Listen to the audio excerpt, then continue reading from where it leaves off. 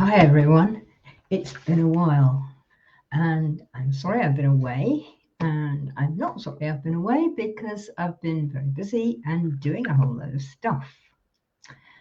So anyway, here I am, and as I said, one of the things what I want to talk about a bit tonight is what they call eco-anxiety.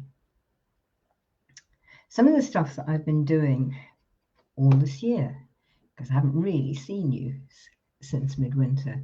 But what's been coming up a lot is how anxious and worried people are. And the current situation in Ukraine is not helping that. Prior to that, the various problems and, in a sense, lack of information and continuous changing and not really knowing where you were with the COVID was another problem. And we sort of staggered our way through that. And now we've hardly got out of COVID when the superpowers have decided to have a war.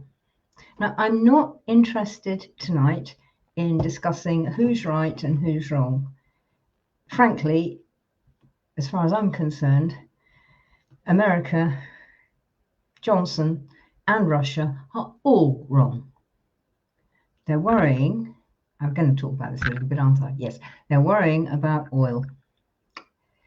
And there was an oil deal that Russia was going to help Europe and us a great deal. And so all sorts of things went a bit off on that and upset Russia, and the USA was upset. And so bang, bang, bang. And as usual, the little people in the middle are the ones who suffer. But that doesn't help anybody's anxiety. We've all been terrified and incredibly anxious about the future with regard to COVID. And on top of that is the really big one, much bigger than Ukraine, and that is climate change and the extinctions that have already been caused. It's not climate change to come. It's been going for 50 years now. Now we're really starting to notice. Now we're seeing the difference between the amount of summer ice there was 20 years ago at the North Pole and how little there is now. We're watching polar bears starve to death.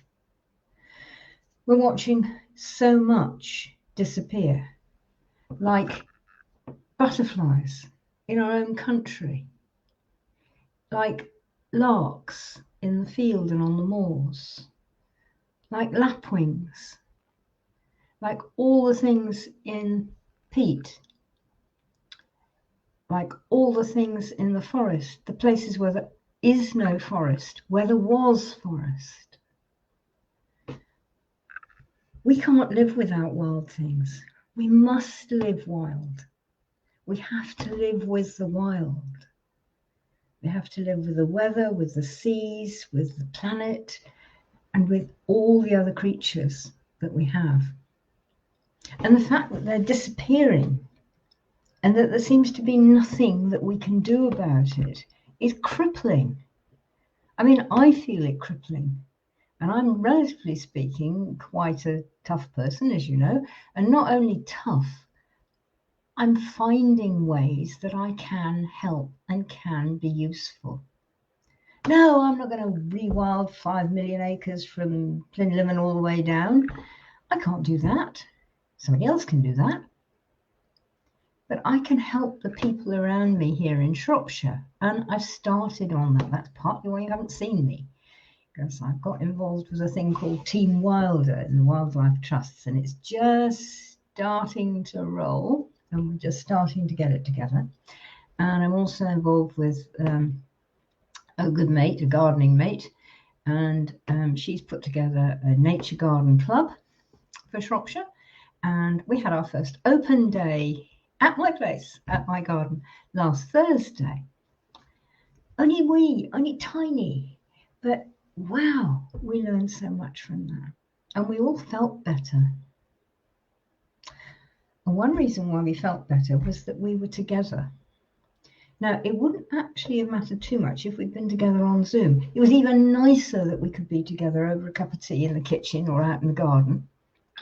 But we were all able to talk. We were able to express our feelings. We were able to say, this is really worrying me, and I don't know how to do this, and what can I do about that?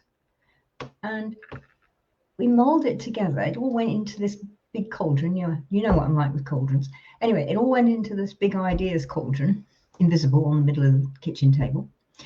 And we all stirred it a bit, like the witches. And, ideas came out. It was really, really good.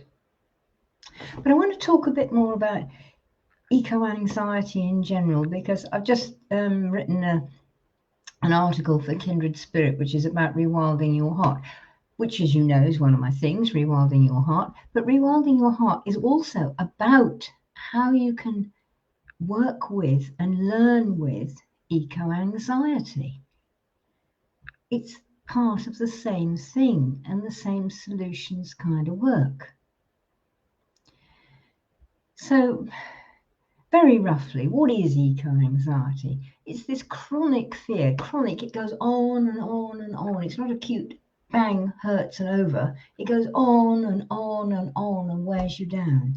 It's a chronic fear of the environmental disaster that we've all been told is going to happen, and that we're all actually seeing is actually happening. Look at the storms we've had. How many storms have we had? 4? 4 and a bit in 2 months? Really? And the first one was a red warning, and parts of the Eunice were red warning in Britain too. It hasn't happened like that. It is happening. This is all about the melted ice, because that changes the weather. Never mind your floods. It changes your weather into the storms that take trees down, that take whole forests down, that knock the electricity out for, like in the first one, most of Scotland was out for about 3 weeks. And we weren't prepared for it. How should we be? We didn't know that it was coming. People don't know. You don't know what's happening until you've actually done it, do you? So, we get this stuff and we're anxious and we don't know what to do, and we hear all this blah blah blah on the news or on Google or the radio or whatever it is we look at, and we hear all these sort of big knobs, like Johnson and Company. Oh, blah blah blah, it's going to be this, it's a marvelous opportunity, it's this, that and the other thing, and we sort of go, huh? It's not helping us, so we don't feel that we've got anybody taking any interest in us, let alone care.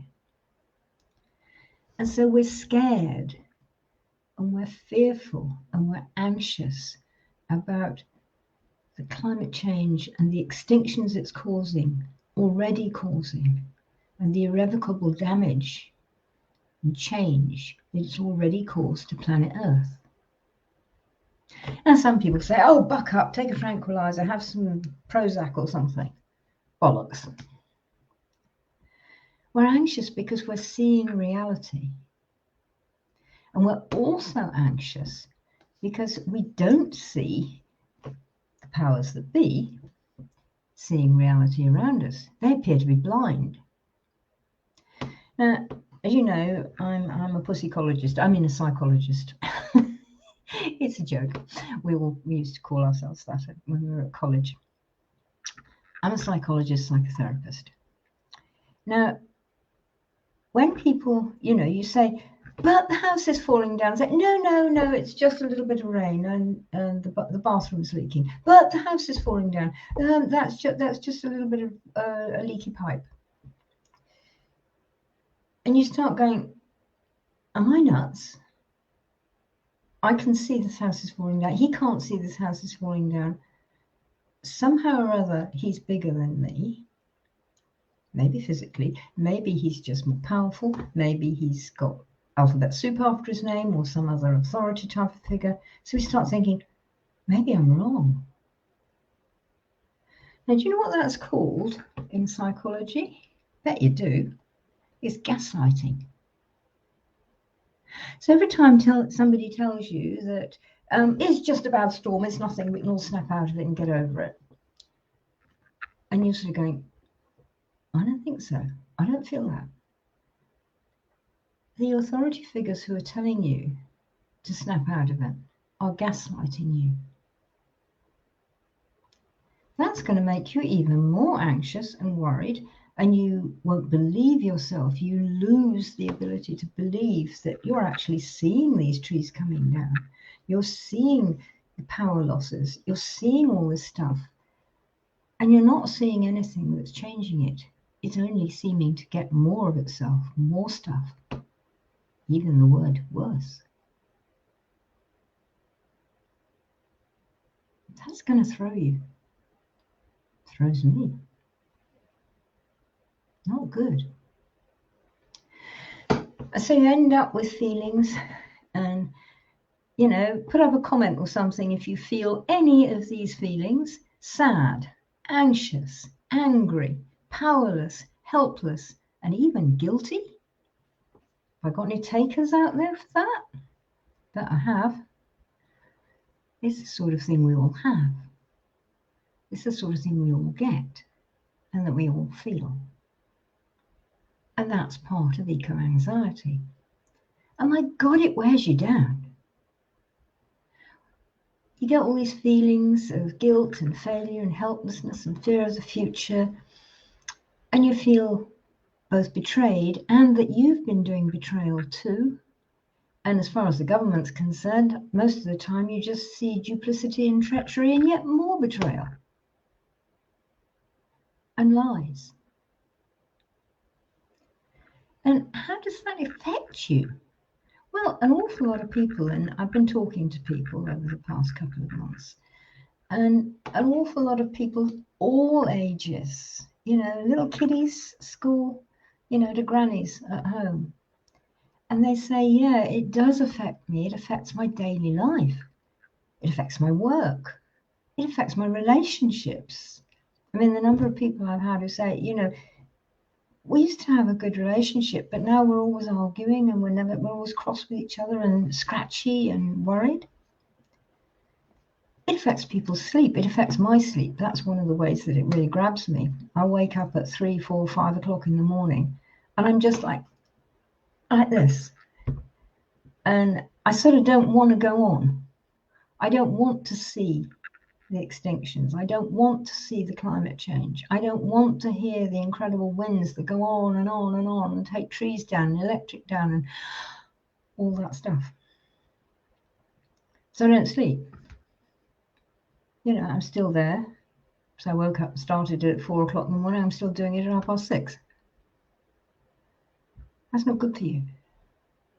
And that ruins your eating as well, and so does the general anxiety, because it messes up all the stuff in your stomach and all the juices and enzymes and all the nervous relationships that enable you to eat. And it can wreck your concentration too, and I've had it do that to me, and I'm sure various of you have had it with you from your own anxiousness. And then, as I was saying just now, you get some twit who says, snap out of it. It's all okay. It'll all be all right in the end. Really? That's empathic? That's sympathetic? That's even helpful?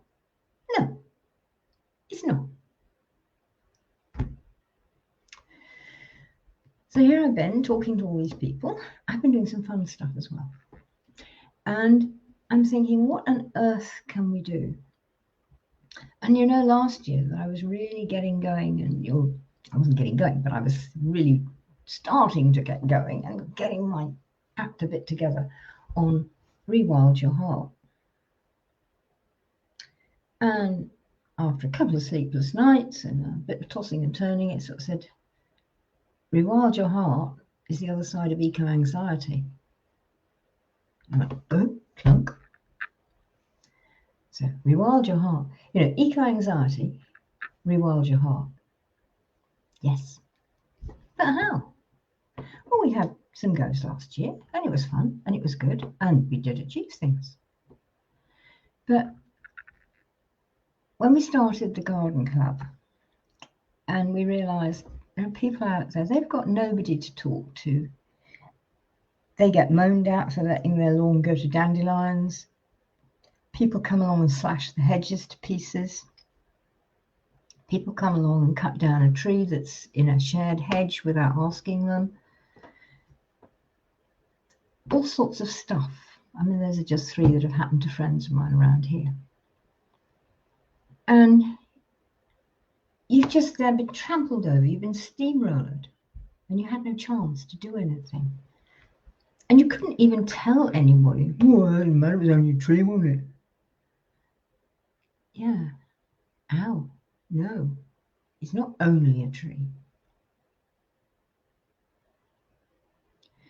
So what has come into my little brain, as Pooh said, I can be a bear of very little brain, so, you know, it rattles around, so let's hang on to it, is how about we have a get-together group where we can share our eco-anxiety and talk about it and say what hurts and help each other by listening.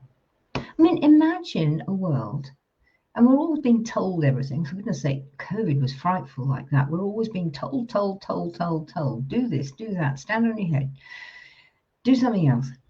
And then we're given a whole load of crazy reasons for it, which some of which may be working, some of which may not. But how about if we just asked each other, how's this month been for you? And then we listened to each other. How would that feel? Do you like that? I sort of feel I would. I mean, imagine a whole world where we listened to each other and asked each other how we feel. How would you like to help? How do you think you could help? Could you help me do this? Could you help me climb out of this frightful sleeplessness that I'm getting? Got any ideas? If I just tell you about it, would you mind listening?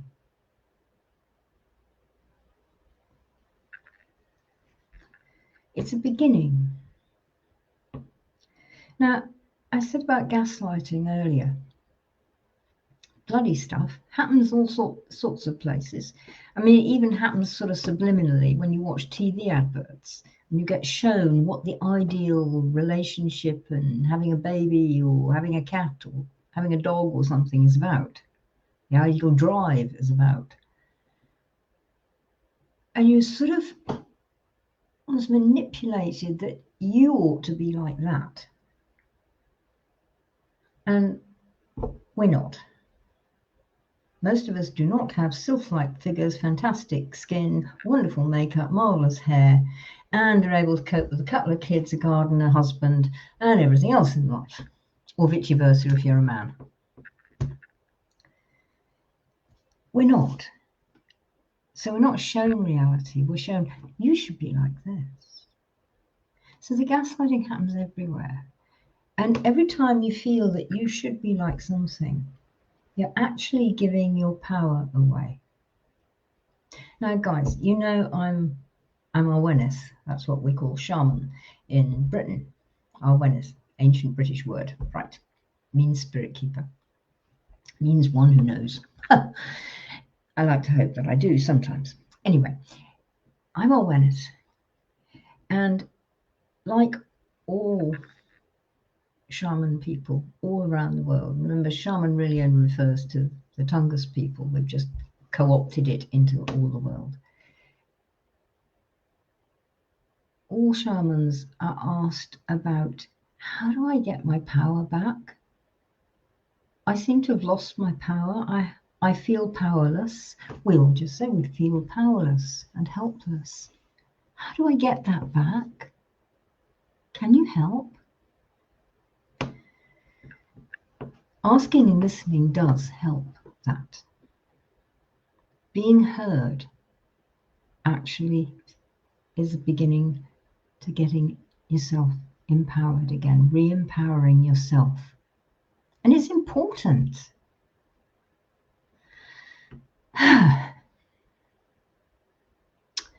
So I'm working on, and I hope over the next few weeks, over March, that by the end of March, I will have organized a monthly webinar group where we can all get together and we can talk and chat and ask each other questions and share how we feel, share ideas of what we can do. And yes, I'll stick up some stuff so so you're not stuck with a blank page. As you know, I write books as well, and the worst thing for an author is to be stuck with a blank page. Can't write anything. So I will chuck ideas out, which you can then either take up and say it's good, or well, it's okay, but, or no, I don't agree with that. Because that starts things off, and it's great. It really helps. So keep an eye open for that, because I want to do it, and I hope that everybody is going to like it, because I think we ought to go towards really being wild ourselves, towards really working and helping each other do all this stuff. I'm going to share screen a minute, I hope. So, yeah. I mean, we feel we're all heading to this side. But we can work to make much more of this. And working little really helps that. Working with your garden, working with the verges and, along your road or your lane, working with the verges in the town, working with the bits of bush and tree and things in the car park where you always park. And getting people to do things. Because when you found you can do something, you found you can actually work from there to there, then you feel so much better and you go, tick, I managed that. So I want the group to actually start sharing this kind of stuff. And yeah, I'll chuck up some stuff to start us off with. So what else have I got up here that I think, oh yeah. You see, one of the things that it is for me is that staying here and feeling disempowered and helpless and all that sort of thing is because so many of the people around us and the sort of authority figures want this. Young Mr. Einstein, bright bloke, probably heard of him. And his definition of insanity is doing the same thing over and over again and expecting different results. Well, to me, that's a no-brainer. Absolutely. But you watch, you listen, just take a moment out with a strong cup of tea and listen to the news, because you'll find so often all the powers that be are doing the same old thing over and over, and they're expecting different results, or at least they're saying they are.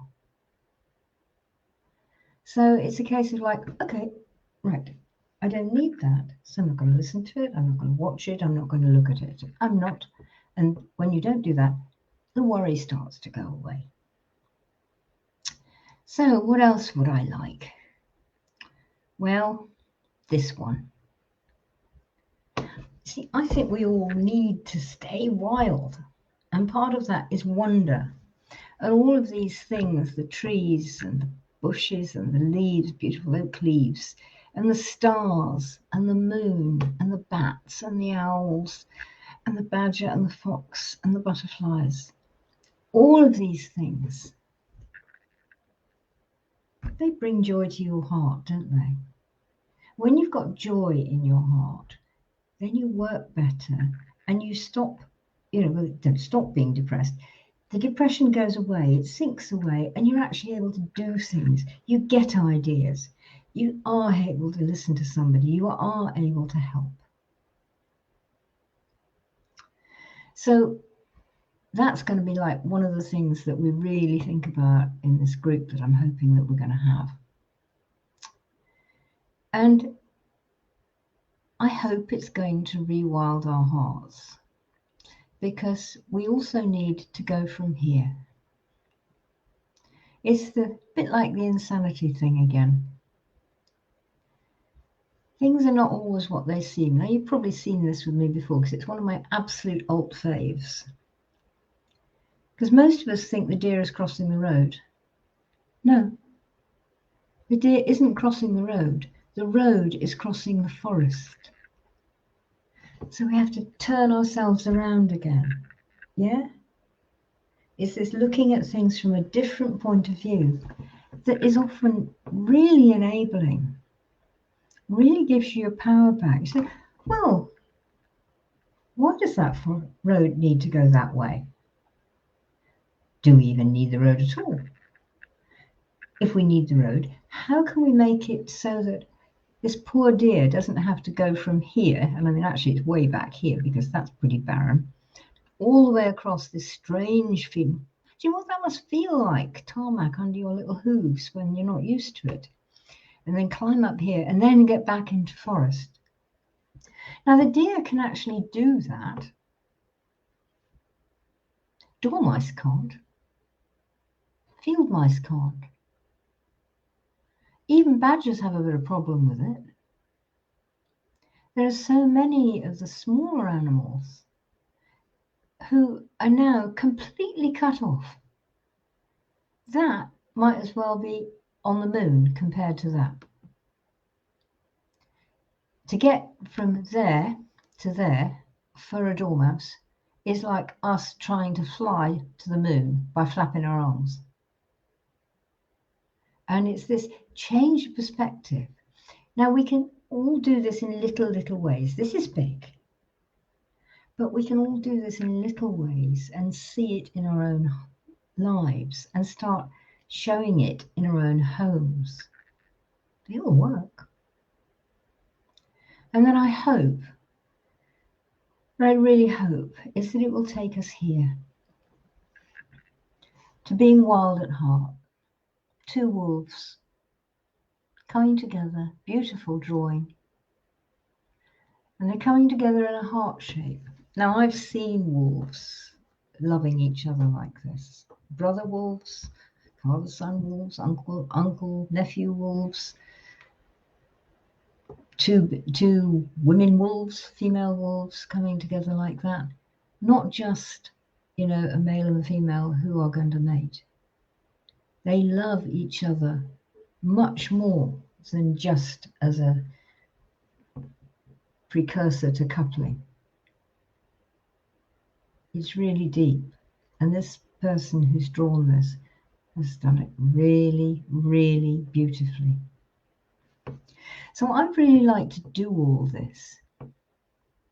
I'd really like to be able to get us together as a group once a month. We don't need to do it more often than that, I don't think, because we do need to do our stuff in between times. And we might even have a Facebook group so we can all put comments up and ideas on. That would be quite a nice idea, I think, possibly. But you all tell me about that too. Can you all tell me, would you like this? If you would like this, can you put it up in the comments here? And then we can all get it together. It's going to be on Wise Woman. And quite possibly a Monday night at this time. But can you also say if you've got a preference of a different night? Evenings and 7 o'clock seem to be a good idea for most people. And I can actually reach people in other countries. Very difficult with Australia, but I can reach quite a lot of places that way. And so I don't want this just to be Britain. I'd like people from all over the world, anywhere, who's looking at this, come. We all need to talk. We've all got our ideas. We've all got the things that work for us, the things that happen for us. And we need to share them. And only by talking and listening and sharing will we be able to bring this off. And we'll be able to help each other to, really feel your heart comes up. I mean, if your heart just comes up once a month, even by talking to a load of mates on, this Zoom thing, it'd be something. And it'll help. So that's my ideas. That's what I'd like to do. Set up this Rewild Your Heart, handle your eco-anxiety group. I'm not sure what it's going to be called, but it's probably going to be all the Rewild Your Heart thing. But I want us to take in the anxieties that we have. Don't brush them under the carpet. Don't pretend they don't exist. Don't go and stuff yourself full of Prozac or something to get over it. It's got to come out because it's got energy.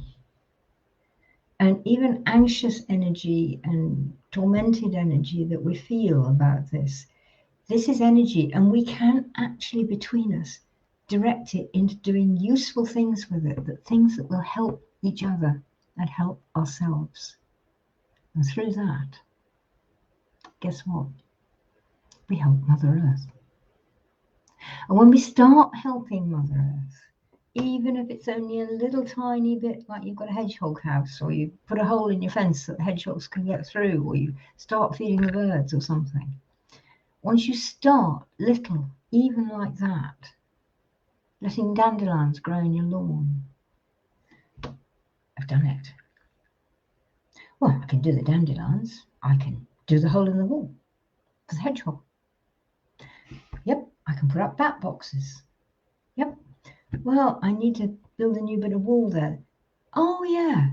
Ellen was yattering on about those Swift bricks. We could put some Swift bricks in that new piece of wall we've got to do. And it's little. It's stuff we can handle. It's our size, not mega size. But lots and lots and lots of little works. Lots and lots and lots of little things build into enormous. And the more people who start feeling this, the more they will actually change all the people around them, because people will say, "Oh, Ellen, you look really happy. What are you doing?" "Well, I've just got this project going with the garden." "Oh, what was that?" "Oh, come and have a look." "Oh, well, how do you manage with that?" "Well, I don't have to mow." "Really? Wow, mowing's so boring. It takes up half my weekend."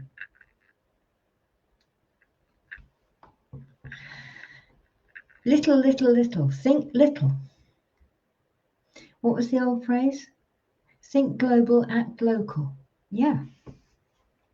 All of this is going to help the whole of Mother Earth. But you can only do your size bit. You're the average Joess or Joanna or Joe or whatever. And you can do yours.